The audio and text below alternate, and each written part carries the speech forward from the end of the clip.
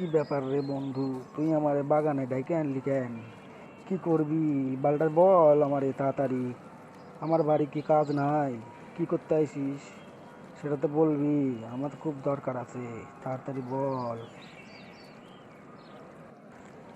আরে তাড়াতাড়ি বল না রে, আমার তো লেট হয়ে যাচ্ছে, বুঝতে পারছিস না কেন? না, আমি তো একটু কাজে যাব, তাই না?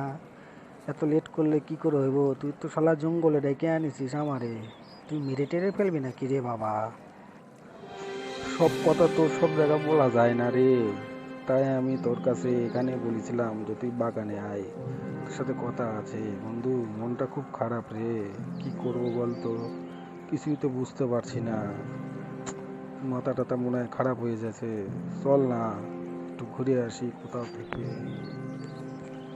আবে শালা, তুই টাকার জন্য আমার বাগানে ডেকে এনেছস? তুই কিরকম ছেলে রে বাবা? না, তোর সাথে বন্ধুত্ব করে তো আমি বিরাট ভুল করেছি। তুই আমার কাজ কামাই করিলেই নিয়ে আইছিস এখানে, এ তো খুব খারাপ কাজ। আমার কাছে টাকা পয়সা নাই বন্ধু, ঠিক আছে? আমি পারবো না দিতে। তুই তো মানে আমাকে বাড়িতেও বলতে পারতি, তাই না? বলছি বন্ধু, দে না রে।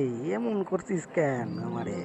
আমার এমন করছিস কেন? দে না, খুব দরকার ছিল, তাই তো বললাম রে।